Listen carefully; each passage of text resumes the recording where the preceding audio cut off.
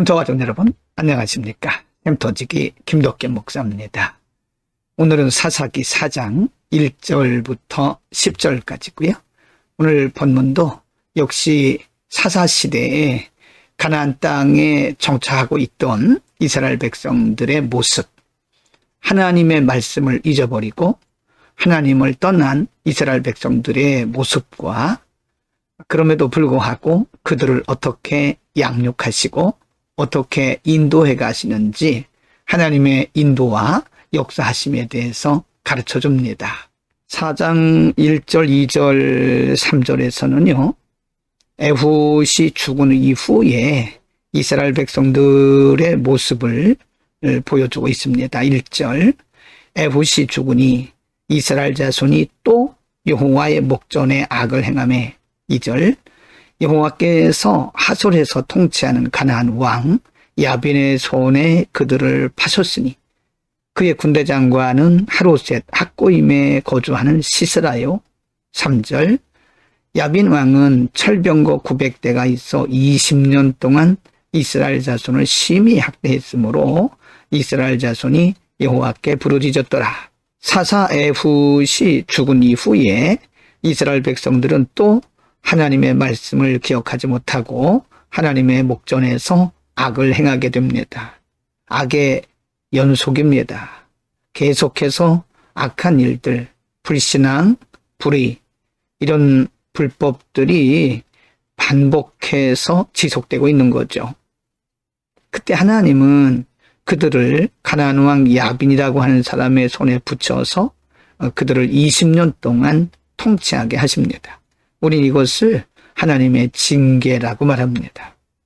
하나님을 떠난 이스라엘 백성들, 하나님을 알지 못하고 우상을 숭배하고 말씀을 기억하지 못하는 이스라엘 백성들을 하나님은 이방 군대, 이방 왕의 손에 붙여서 그들을 이렇게 학대를 받음으로써 하나님께 돌이키게 하는, 하나님 앞에 눈을 열고 마음을 열고 돌아오도록 역사하시는 하나님의 징계입니다. 3절 말씀에 보면 이번에도 역시 이스라엘 백성들은 그 고통 때문에, 괴로움 때문에 하나님 앞에 부르짖게 됩니다. 3절, 야빈 왕은 철병거 900대가 있어 20년 동안 이스라엘 자손을 심히 학대했으므로 이스라엘 자손이 여호와께 부르짖었더라. 하나님의 징계를 받고 있는 이스라엘 백성들은 그것이 하나님의 징계인 줄을 모르고 있었습니다. 다만 그들이 육신적으로 괴롭고 힘들기 때문에 그 학대 때문에 하나님 앞에 부르짖은 거죠. 인생이 깨닫지 못할 때 하나님은 육신적 괴로움을 통해서 징계하시고 그들의 영적인 부분을 터치하시는 것입니다.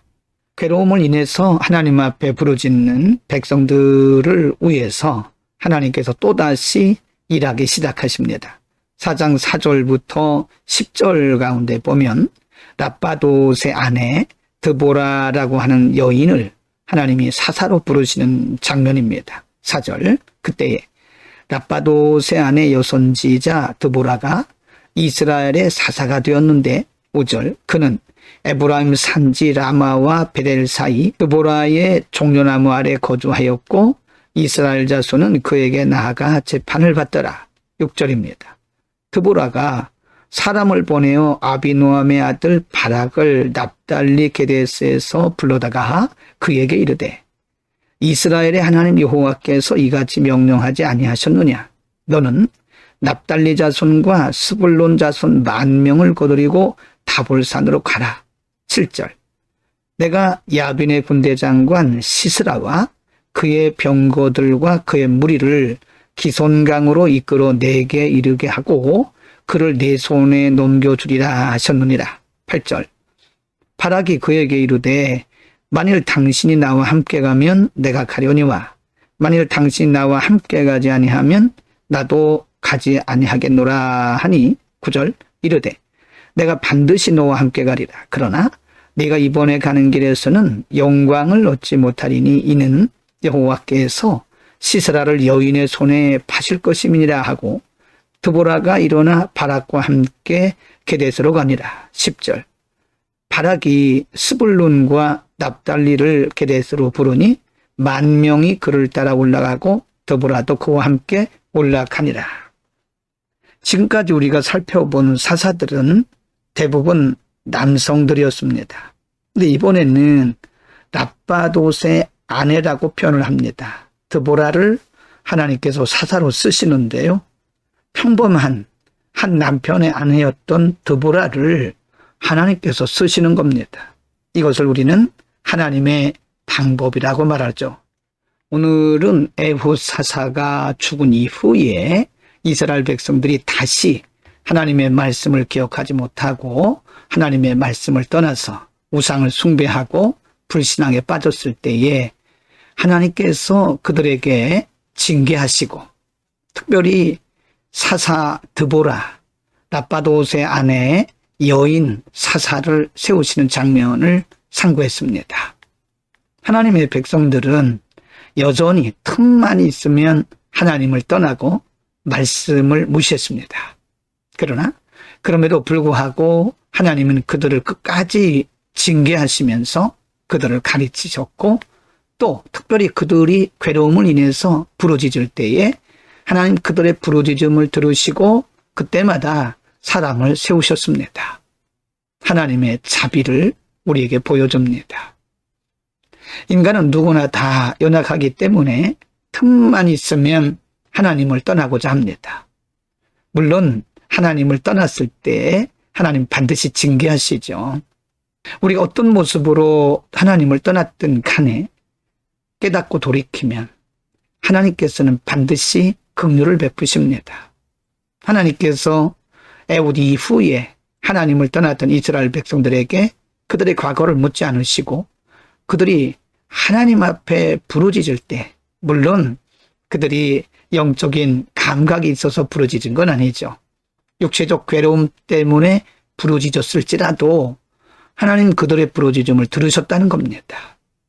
우리가 하나님 앞에 은총을 받는 길은 우리의 자신 잘못을 깨닫고 하나님 앞에 돌아가는 것입니다. 인간이 자신의 잘못을 깨닫고 하나님께 돌아가면 하나님은 다시 회복의 은혜를 주십니다. 하나님 앞에 돌아가는 것, 자신의 잘못을 깨닫고 돌아가는 것, 그것이 바로 기도고 회개요, 하나님의 복을 받는 회복의 길인 것입니다. 오늘도 우리가 하나님 말씀 붙들고 말씀을 기억하면서 하나님이 기뻐하시는 삶을 살 수 있기를 축원합니다. 기도하겠습니다. 거룩하신 아버지, 에훗 사사가 죽은 이후에 이스라엘 백성들이 여호와 앞에 다시 악을 행했고 하나님은 그들을 돌이키게 하시기 위해서 야빈의 손에 파셨고 그들은 그 괴로움을 인해서 하나님 앞에 부르짖었고 그들의 부르짖음을 들으시고 하나님께서 응답하사 드보라 여사사를 세우시는 과정을 공부했습니다. 긍휼이 많으신 하나님 아버지, 우리들에게 언제나 깨닫는 마음을 주시고 우리에게 영적인 감각을 주셔서 우리의 평생 하나님의 말씀을 따라 순종하게 하시고 혹여 우리가 무지하고 판단을 잘못해서 하나님의 말씀을 떠났을지라도 속히 깨닫고 돌이키는 은혜가 우리 가운데 있게 하여 주옵소서. 예수 그리스도의 이름으로 기도드립니다. 아멘.